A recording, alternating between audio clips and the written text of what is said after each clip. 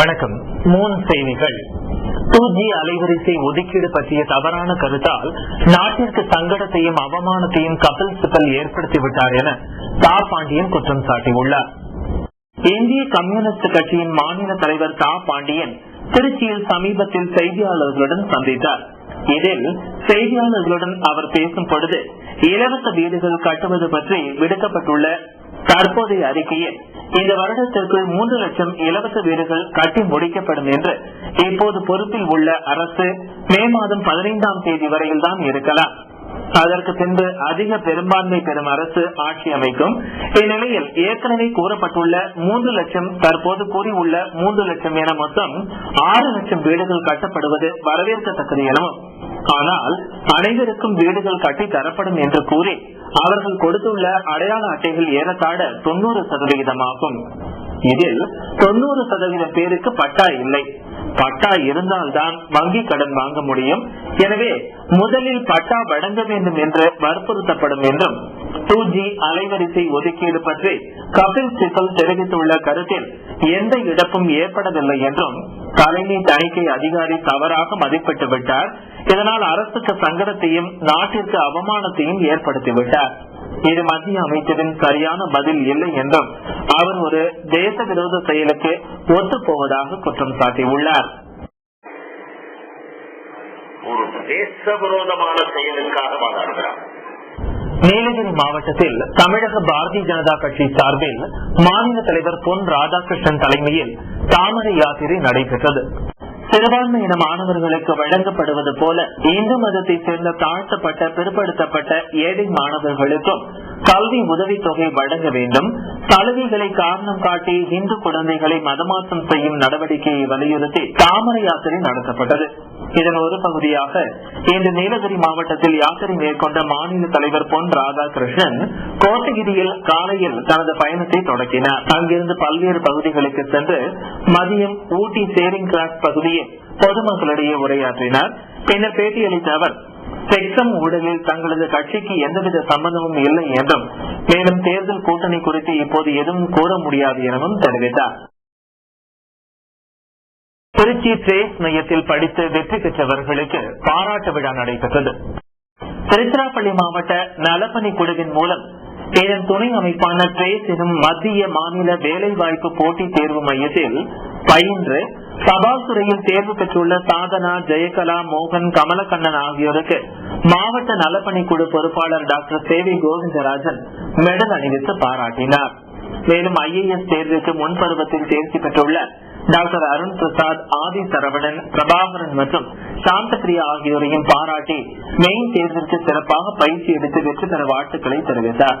மேலும் தற்போது படித்து வரும் 60 பேருக்கு வேண்டிய புத்தகங்கள், கணினி மூலம் தேவைப்படும் செய்திகள் போன்ற வசதிகள் தொடர்ந்து சிறப்பாக வழங்கப்படும் என்று டாக்டர் கோவிந்தராஜன் கூறினார். தபால் துறைக்கு தேர்ந்தெடுக்கப்பட்டுள்ள சாதனா பேசும் பொழுது ட்ரேஸ் அமைப்பில் மிகவும் சிறப்பான பயிற்சி வழங்கப்படுவதாகவும், இலவசமாக எல்லா புத்தகங்களையும் படிக்கும் வசதி செய்து கொடுத்திருப்பது ஏழை மாணவ மாணவிகளை சிறப்பாக செயல்பட உதவியாக இருந்தது என்று கூறினார். முன்னதாக மாணவர் முருகேசன் வரவேற்றார். ஒருங்கிணைப்பாளர் சாந்தபிரியா நன்றி கூறினார். எல்லோருக்கும் புத்தாண்டு வாழ்த்துக்கள் கூறி ஜவஹர் ஆறுமுகம் எழுதிய ஆராய்ச்சி கட்டுரை புத்தகத்தை பரிசாக அனைவருக்கும் வழங்கினார்.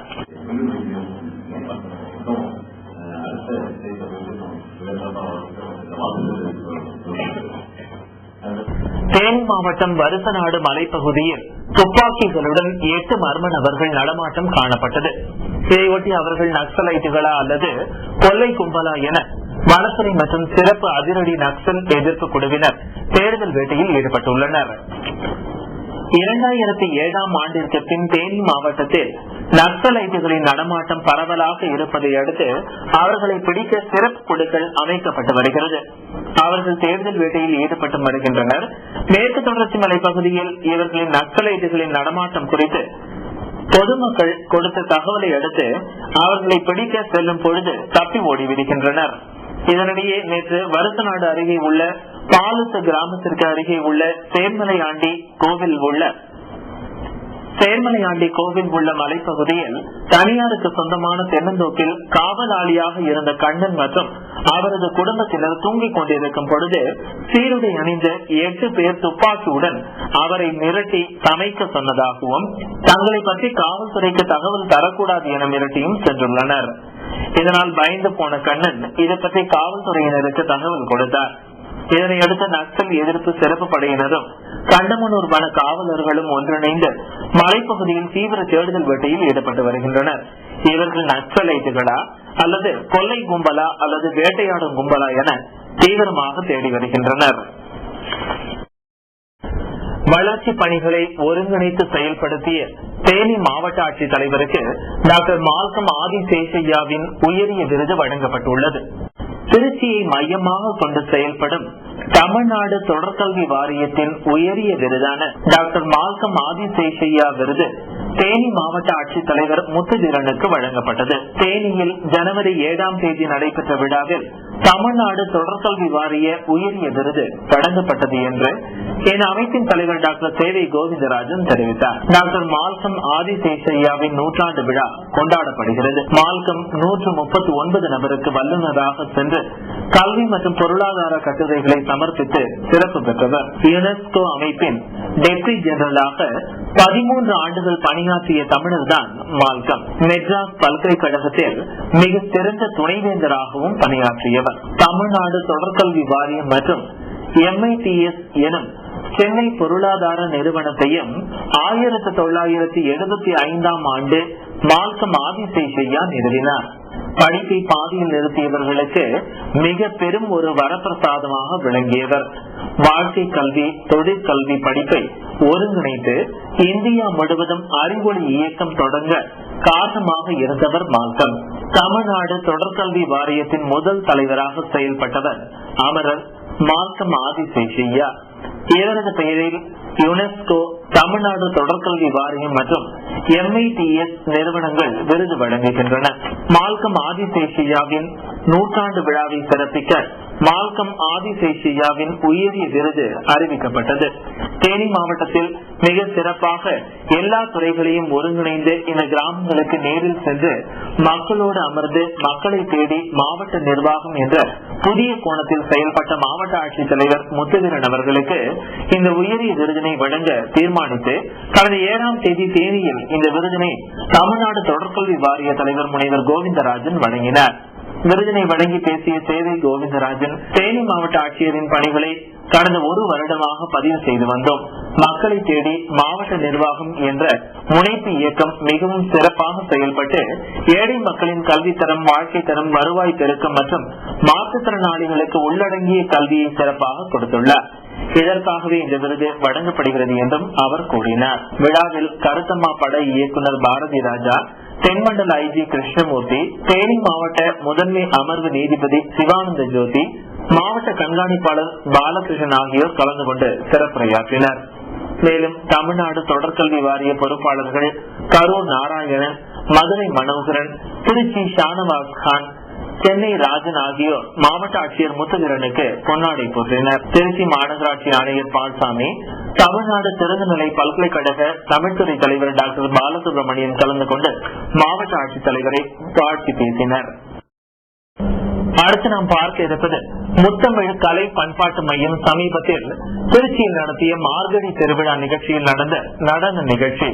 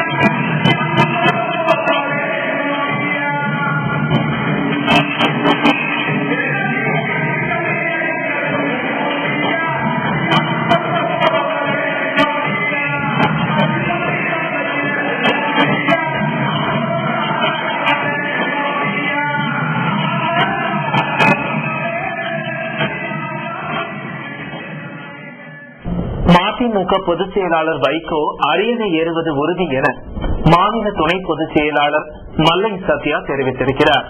கரூர் மாவட்டம் அரவக்குறிச்சி ஒன்றிய மதிமுக செயல் வீரர்கள் கூட்டம் மாவட்ட பொறுப்புக்குழு தலைவர் பரணிமணி தலைமையில் அரவக்குறிச்சியில் நடைபெற்றது.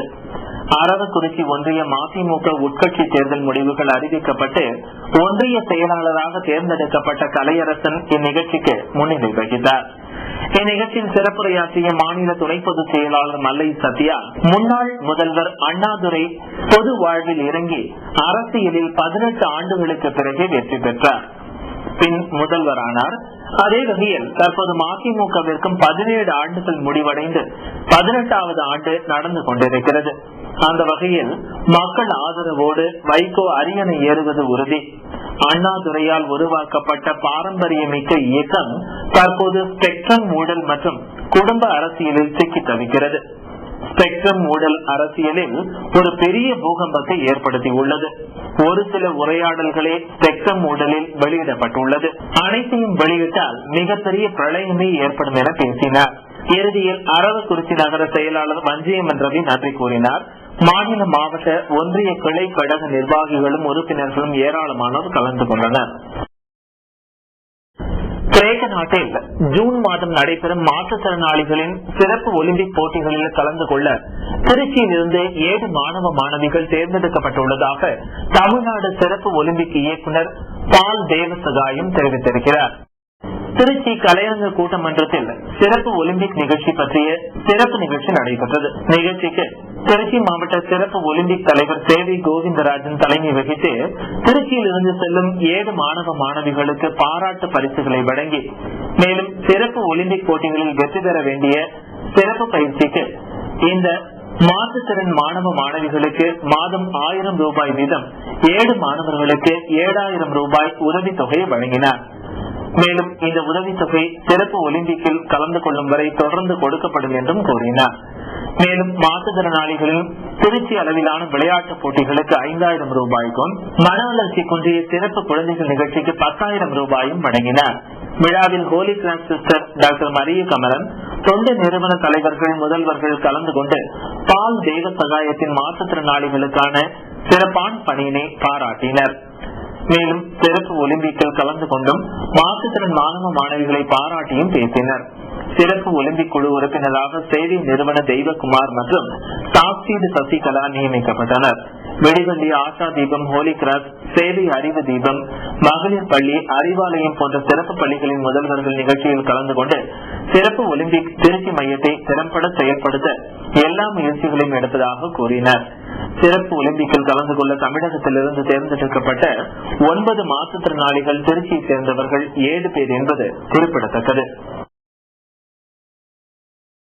இந்தியாவின் மிகப்பெரிய வெங்காய மார்க்கெட்டான நாசிக் மார்க்கெட்டில் 2 நாட்கள் வேலை நிறுத்தம் செய்ய போவதாக வெங்காய விற்பனையாளர்கள் தெரிவித்துள்ளனர். கடந்த வாரம் வெங்காய விற்பனையாளர்கள் வீடு மற்றும் கடைகளில் வருமான வரித்துறையினர் சோதனை நடத்தியதற்கு எதிர்ப்பு தெரிவித்து இன்றும் நாளையும் வேலை நிறுத்த போராட்டம் நடத்தப் போவதாக நாசிக் மாவட்ட வெங்காய விற்பனையாளர்கள் சங்க கூட்டத்தில் தீர்மானிக்கப்பட்டுள்ளது. இதனால் வெங்காய விலை மேலும் உயரும் அபாயம் ஏற்பட்டுள்ளது. புதுச்சேரியில் உள்ள கடற்கரை சாலைகளில் பாரம்பரிய வாகன கண்காட்சி நடைபெற்றது. புதுச்சேரி கடற்கரை சாலையில் பாரம்பரிய வாகன கண்காட்சி இன்று தொடங்கியது. புதுச்சேரி மாநில சுற்றுலாத்துறையும் சென்னை பாரம்பரிய வாகன கழகமும் இணைந்து இந்த கண்காட்சியை நடத்துகிறது. கண்காட்சிக்காக சென்னையிலிருந்து சுமார் 40 பழமையான பாரம்பரிய சொகுசு கார்களும் 2 சக்கர வாகனங்களும் கொண்டு வரப்பட்டன. இதில் கார்களின் அணிவகுப்பும் நடைபெற்றது. கடந்த ஆண்டு முதல் இந்த கண்காட்சி நடத்தப்பட்டு வருகிறது. புதுச்சேரி கடற்கரை சாலையில் நடந்து வரும் இந்த கண்காட்சி புதுவை மாநில மக்களிடையே நல்ல வரவேற்பை பெற்றுள்ளது. நாளை காலை இந்த கார்கள் மீண்டும் சென்னைக்கு கொண்டு செல்லப்பட உள்ளன. எனக்கு ரொம்ப ப்ரௌட் ஃபீலிங் இருக்கு. இட் இஸ் ரொம்ப rare vehicle, one of the oldest vehicle in Chennai. Pongal பண்டிகையினை முன்னிட்டு தேனி மாவட்டத்தில் மலையாள வெள்ளம் தயாரிப்பு பணி மும்முரமாக நடைபெற்று வருகிறது. உற்பத்தி செலவை விட விற்பனை விலை குறைந்ததால் தயாரிப்பாளர்கள் வேதனை அடைந்துள்ளனர். தேனி மாவட்டத்தில் பல்லாயிரக்கணக்கான ஏக்கர் பரப்பளவில் ஆலைக்கரும்புகள் பயிரிடப்பட்டு வருகிறது. இவற்றில் குறிப்பிட்ட அளவு வெல்லம் தயாரிக்கப்பட்டு வருகிறது. விரைவில் பொங்கல் பண்டிகை வரும் நிலையிலும் சபரிமலை சீசன் களை கட்டி வருவதாலும் வெல்லம் தயாரிப்பும் களை கட்டி உள்ளது. மலையாள வெல்லம் என கேரளத்தவர்களால் அழைக்கப்படும் இந்த வெல்லம் தற்போது அதிக அளவில் கேரள மாநிலத்திற்கு அனுப்பப்பட்டு வருகிறது. வெல்லம் உற்பத்தியின் அளவு அதிகரித்திருந்தாலும் விற்பனை விலை குறைந்துள்ளதால் முதலீடு செய்ததை கூட திரும்ப எடுப்பது இயலாததாகிவிட்டதாக வெல்லம் உற்பத்தியாளர்கள் தெரிவித்துள்ளனர். ஒரு ஏக்கருக்கு 30,000 ரூபாய் வரை செலவு செய்து கரும்பு உற்பத்தி செய்யப்பட்டு 50 கொப்பரை வரை பேசப்படுகிறது. கடந்த ஆண்டு ஒரு மூட்டை வெல்லம் 1300 ரூபாய் வரை விற்றது. ஆனால் தற்போது 1000 ரூபாய் முதல் 1100 வரை மட்டுமே விற்பனை செய்யப்படுகிறது. இதனால் ஒரு ஏக்கருக்கு 30,000 ரூபாய் முதல் 45,000 ரூபாய் வரை ஏல இழப்பு ஏற்பட்டுள்ளதாகவும், உரம் விலையேற்றத்தாலும் கூலி உயர்த்தினாலும் உற்பத்தி செலவு கூடிவிட்ட நிலையில் விலை வைப்பது வியாபாரிகள் என்பதால் முதலீடு செய்த பணத்தை திரும்ப பெற இயலாத நிலையே தொடர்கிறது. பொங்கல் பொருட்களுக்காக அரசு தங்களிடம் கொள்முதல் செய்திருந்தால் இது போன்ற நட்டத்தை தவிர்த்திருக்கலாம் என்றும் அரசும் கைவிட்ட நிலையில் வியாபாரிகளும் தொடர்ந்து கைவிட்டு வருகின்றனர். இந்த நிலை தொடர்ந்தால் இந்த தொழிலை விட்டு வேறு தொழிலுக்கு மாறப்போவதாக தெரிவித்துள்ளனர். உண்பவருக்கு இனிப்பை கொடுத்து உழைத்து உற்பத்தி செய்த தங்களின் வாழ்வு கசப்பிலேயே முடிவடைகிறது என கசப்பான வாழ்வை நினைவு கூர்ந்தனர் வியாபாரிகள். இந்த நிலைமை இப்படியே போச்சுன்னா அடுத்த வருஷம் கரும்பு வெட்டி நாங்க கரும்பு போட்டு விவசாயம் பண்ணுமான்னு எங்களுக்கு சந்தேகமா இருக்கு. கரூர் மாவட்டத்தில் முதலாக நாய்கள் கண்காட்சி நடைபெற்றது. இதில் பல்வேறு ரக நாய்கள் இடம்பெற்றுள்ளன. கரூர் மாவட்டத்தில் உள்ள திருவள்ளுவர் மைதானத்தில் நாய்கள் கண்காட்சி முதலாக நடைபெற்றது. இதில் செய்தி மக்கள் தொடர்புத்துறை அலுவலர் கிரிராஜன் தலைமை வகித்து சிறப்புரையாற்றினார். இந்த நாய் கண்காட்சியில் German shepherd, Dalmatian, Doberman, golden retriever, spaniel, பானிஸ், பக், காக்கஸ் பானியல், லசாப்சோ போன்ற வெளிநாட்டு இனங்களும் ராஜபாளையம், சிப்பிப்பாறை, கன்னி போன்ற உள்நாட்டு வகைகளும் பங்கேற்று பார்வையாளர்களை மகிழ்ச்சி அடைய செய்தன. இதனைத் தொடர்ந்து பயிற்சி பெற்ற நாய்களின் சாகச நிகழ்ச்சிகளும் உரிமையாளர்களிடம் கட்டளைகளை சிறப்பாக செய்து அனைவரின் பாராட்டுகளையும் நாய்கள் பெற்றன. சிறப்பாக சாகசம் செய்த சரவணன் என்பவர் வளர்த்த காக்கஸ் பேனியல் வகையை சேர்ந்த நாய் முதல் பரிசையும், ராசாத்தி என்பவர் வளர்க்கும் லசாப்சோ இன நாய் 2வது பரிசையும் பெற்றன. பரிசுகளை மாவட்ட ஆட்சித்தலைவர் உமா மகேஸ்வரி வழங்கினார்.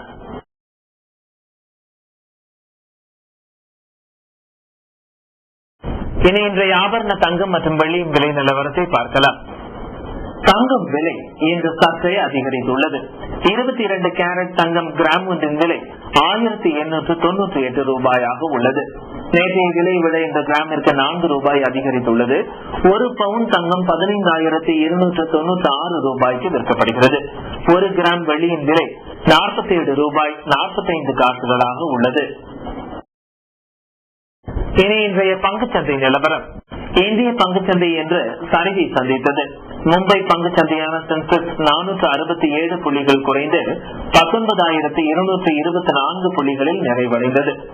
தேசிய பங்குச்சந்தையான நிப்டி 141 புள்ளிகள் குறைந்து 5,762 புள்ளிகளாக முடிவடைந்தது. இத்துடன் 3 செய்திகள் நிறைவடைந்தன. மீண்டும் 3 செய்திகள் நாளை இரவு 8:30 மணிக்கு. வணக்கம்.